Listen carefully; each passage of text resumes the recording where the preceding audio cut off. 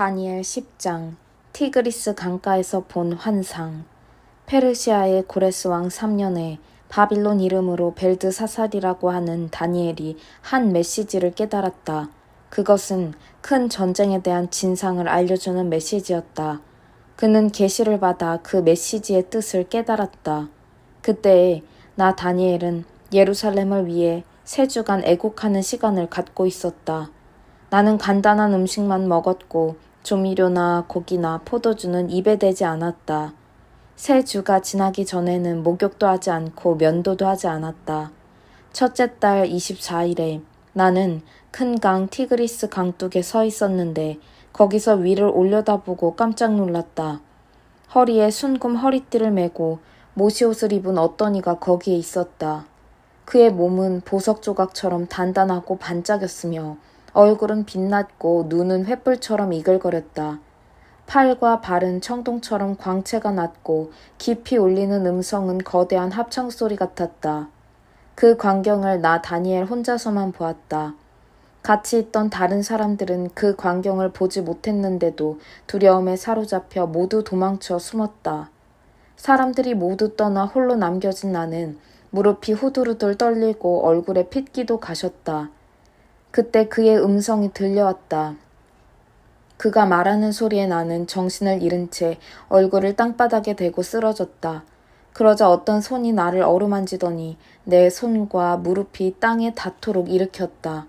그가 말했다. 뛰어난 자 다니엘아, 귀 기울여 나의 메시지를 들어라. 일어서라. 곧게 서라. 내게 이 소식을 전해주려고 내가 보냄을 받았다. 그의 말을 듣고 내가 일어섰으나 여전히 떨고 있었다. 다니엘아, 진정하여라. 그가 계속해서 말했다. 두려워하지 마라. 내가 이 일을 깨달으려고 내 자신을 낮춘 순간부터 하나님은 내 기도를 들으셨다. 그리고 내가 너에게 왔다. 페르시아 왕국의 천사장이 내 길을 가로막아 시간이 3주나 지체되었지만 가장 높은 천사장 가운데 하나인 미가엘이 나서서 나를 도와주었다. 나는 그를 페르시아 왕국의 왕과 함께 있게 놔두고 떠나왔다. 마침내 내 백성에게 일어나 이를 내게 보이기 위해 이렇게 온 것이다. 이 환상은 장차 있을 일에 대한 것이다. 그가 말을 하는 동안 나는 땅만 보며 아무 말도 하지 못했다. 그때 갑자기 사람 손 같은 것이 내 입술을 어루만졌다. 그러자 내 입이 열리고 그에게 말을 하기 시작했다. 주여, 저는 주를 보고서 두려움에 사로잡혔습니다. 무릎이 후들후들 떨리고 움직일 수조차 없습니다. 사지가 굳고 숨을 쉬기조차 어려운데 미천한 종인 제가 어떻게 감히 주와 이야기할 수 있겠습니까? 그러자 사람 모습의 그가 다시 한번 나를 어루만지며 힘을 북돋아 주었다. 그가 말했다. 친구여, 두려워하지 마라. 평안하여라. 다 잘 될 것이다. 용기를 가져라. 힘을 내라. 그가 말을 할 때 내 속에서 용기가 솟아올랐다. 내가 말했다. 이제 말씀하십시오. 주께서 제게 용기를 불어넣어 주셨습니다. 그가 말했다. 너는 내가 왜 내게 왔는지 아느냐? 이제 나는 돌아가서 페르시아의 천사장과 싸워야 한다. 내가 그를 물리치면 그리스의 천사장이 올 것이다. 그러나 나는 그 전에 먼저 진리의 책에 기록된 것을 내게 말해주려고 한다. 그 싸움에서 나를 도와줄 수 있는 이는 너희 천사장 미가엘밖에 없다. 다니엘 11장. 나 역시 메대 사람 다리오 1년부터 있는 힘을 다해 그를 도왔다. 남쪽 왕과 북쪽 왕이 싸우리라. 이제 내가 이 일의 진상을 말해주겠다. 페르시아의 새 왕이 더 등장하겠고 그 다음 넷째 왕은 그들 모두보다 더 큰 부를 얻을 것이다. 그는 재물이 쌓인 만큼 힘도 커졌다 여기고 그리스 나라 전체를 상대로 전쟁을 일으킬 것이다.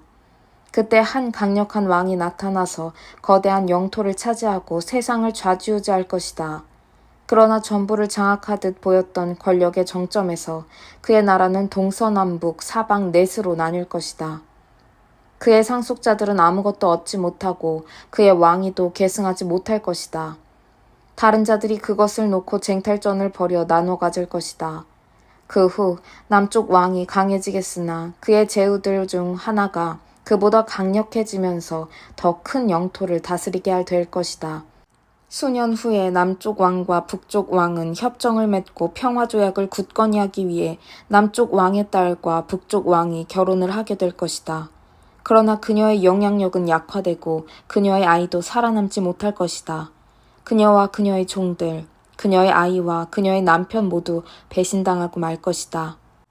그 얼마 후에 왕족 출신의 한 사람이 나타나서 권력을 잡을 것이다. 그가 자기 군대를 이끌고 북쪽 왕의 요새에 쳐들어가 대승을 거둘 것이다.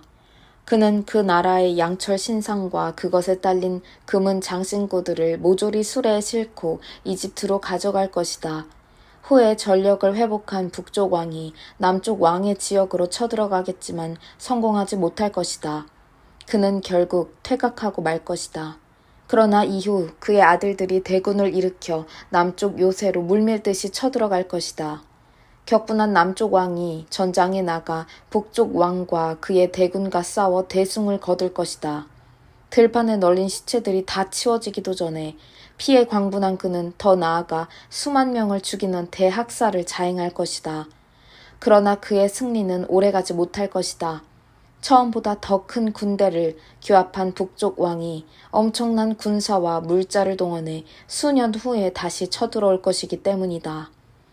그때 많은 사람들이 일어나 남쪽 왕을 치러 나갈 것이다. 너희 백성 중에서도 성미 급한 자들이 꿈에 도취해 그 대열에 합류하겠지만 소란만 일으키다가 말 것이다. 북쪽 왕이 와서 공격력 축대를 쌓고 요새화된 도성을 함락시킬 것이다. 남쪽 군대는 무너질 것이다. 이름 높던 정예부대도 그의 공격을 당해내지 못할 것이다. 북쪽 왕은 그 땅을 다 차지하게 된 것처럼 의기양양하게 들어올 것이다.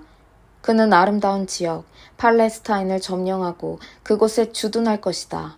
그리고 하나도 빼지 않고 모조리 장악해 갈 것이다. 그는 남쪽 왕을 완전히 파멸시키려고 거짓 평화조약을 맺고 심지어 자기 딸을 남쪽 왕과 결혼시키기도 할 것이다. 그러나 그 계략은 결국 성공하지 못하고 수포로 돌아갈 것이다. 후에 그가 해안 지역으로 관심을 돌려 많은 사람들을 포로로 잡겠지만 마침내 한 장군이 나타나 그의 행패를 끝장낼 것이다. 북쪽 왕의 행패는 그 자신에게로 돌아갈 것이다. 그는 자기 나라로 돌아가서 군대를 추스르겠지만 이미 한풀 꺾인 뒤여서 금세 잊혀지고 말 것이다. 그의 뒤를 이을 자는 별 볼 일 없는 위인으로 처음부터 통치력과 명성과 권위가 형편없을 것이다. 그는 오래가지 못할 것이다. 싸움 한번 제대로 해보지 못하고 조용히 역사의 무대에서 사라질 것이다. 그의 뒤를 이을 자는 실격자 취급을 받고 무시당하며 출세길이 막혔던 인물로 난데없이 등장해 모든 사람을 깜짝 놀라게 하면서 나라를 소나기에 넣을 것이다.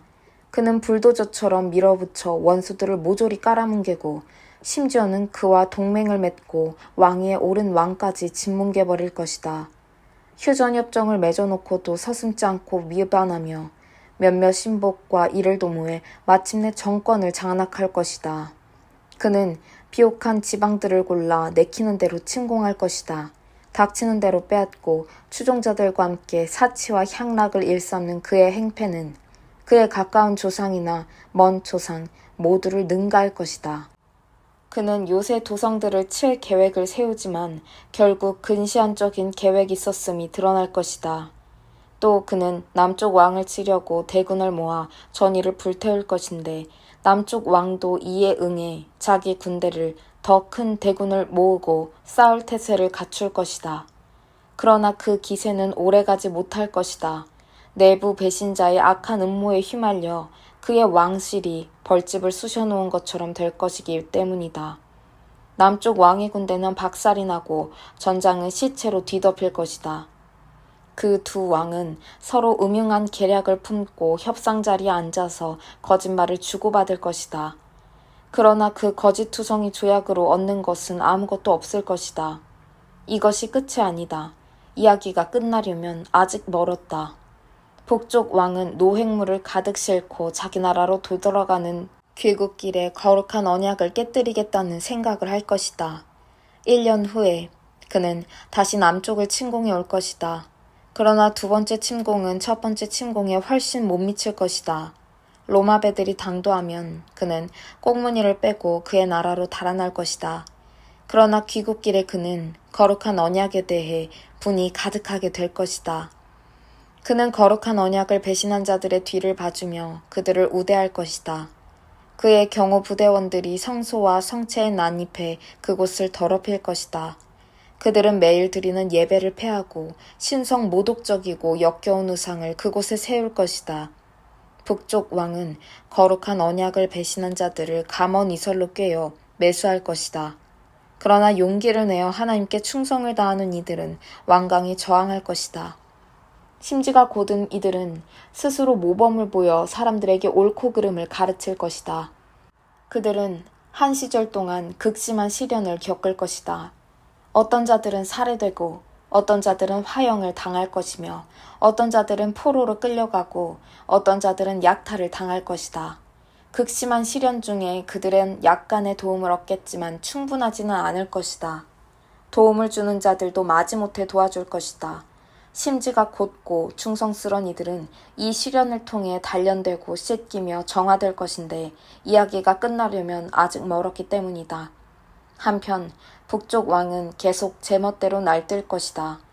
그는 자신이 모든 신보다 더 위대하다며 스스로를 높일 것이다. 그는 신들의 신이신 하나님에게까지 도전하며 으스댈 것이다. 얼마 동안은 진노의 심판의 때가 다 찰 때까지 그가 무사할 것이다. 포고된 것은 반드시 시행되어야 하기 때문이다. 그는 자기 조상의 신들도 전혀 존중하지 않을 것이다. 여자들 사이에서 가장 인기 높은 신 아도니스에 대해서도 그러할 것이다. 그는 모든 신과 여신을 업신여기면서 자신이 그들보다 더 위대하다고 뻐길 것이다. 심지어 그는 거룩한 이들의 하나님까지도 업신여길 것인데 하나님께서 경배받으시는 장소에 누구도 들어보지 못한 우상을 들여놓고 그것을 금은 보석으로 화려하게 장식할 것이다. 그는 낯선 신의 깃발을 높이 들고 주요 요새들을 공략할 것이며 그 신을 섬기기로 한 자들을 권력의 요직에 앉히고 땅을 하사할 것이다. 이 이야기의 마지막은 이러하다. 남쪽 왕이 그와 맞서겠고 북쪽 왕이 폭풍처럼 그를 덮칠 것이다. 전차부대와 기병부대와 대함대를 몰고 모든 것을 휩쓸며 내려올 것이다. 그가 아름다운 땅을 공격하고 그 앞에서 사람들이 추풍 낙엽처럼 쓰러질 것이다. 에돔과 모압과 몇몇 암몬 사람만이 화를 면할 것이다. 그의 손을 뻗어 이 나라 저 나라를 집어삼킬 것이다. 이집트도 예외가 되지는 못한다. 그는 이집트의 금은 보화를 모조리 긁어모을 것이다. 리비아 사람과 에티오피아 사람들도 그에게 동조할 것이다. 그러나 그때 북쪽과 동쪽에서 불안한 소문이 들려와 그는 겁에 질릴 것이다. 그가 크게 노하여 사태를 진압하려 달려가지만 지중해 바다와 거룩한 산 사이에 진 그 왕의 천막 치는 순간 그는 마지막을 맞게 될 것이다. 누구도 그를 도울 수 없으리라. 다니엘 12장 마지막 때. 바로 그때 위대한 천사장이자 내 백성의 수호자인 미가엘이 나설 것이다. 그리고 세상이 만들어진 이래 최악의 환란이 임할 것이다. 그러나 내 백성, 그 책에 기록되어 있는 이들은 한 사람도 빠지지 않고 그 환란에서 구원을 받을 것이다. 오래전에 죽어 묻힌 많은 자들이 깨어나서 어떤 자들은 영원한 생명을 얻고 어떤 자들은 영원한 수치를 겪게 될 것이다. 지혜롭게 산 사람들은 총총한 밤하늘의 별처럼 밝게 빛날 것이다. 사람들을 바른 길로 인도하여 살린 사람들은 별처럼 영원히 빛날 것이다. 다니엘아, 이 말씀은 기밀 사항이다. 너만 보고 들었으니 이것을 비밀로 간직해라. 마지막 때까지 이 책을 봉인해 두어라. 그때까지 많은 사람들이 이 내용을 알아내려고 이리저리 뛰어다닐 것이다. 나 다니엘이 이 모든 말씀을 곱씹고 있을 때 두 인물이 나타났다. 한 사람은 강 이쪽 언덕에, 다른 한 사람은 저쪽 언덕에 서 있었다. 그들 중 한 사람이 모시옷을 입고 강물 위쪽에 서 있는 셋째 사람에게 물었다. 이 놀라운 이야기는 언제 끝이 납니까? 모시옷을 입고 강물 위쪽에 서 있는 사람이 하늘을 향해 두 손을 들었다. 그는 영원하신 분을 두고 엄숙히 맹세하면서 이 이야기는 한 때와 두 때와 반때 동안 이어지다가 거룩한 백성을 압제하는 자가 패망할 때 완성된다고 말했다. 명확히 듣기는 했지만 나는 그 뜻을 이해하지 못했다. 그래서 물었다. 주님, 제게 그 뜻을 알려주시겠습니까? 다니엘아, 너는 그저 내 할 일을 계속하여라. 그가 말했다. 이 메시지는 마지막이 될 때까지, 마지막이 올 때까지 기멸사항으로 봉인되어 있을 것이다. 많은 사람이 깨끗이 씻겨져 새 사람이 될 것이다. 그러나 악한 사람은 무슨 일이 벌어지든지도 모른 채 계속 악을 저지를 것이다. 지혜 있게 사는 사람들은 그 되어지는 일을 깨달을 것이다.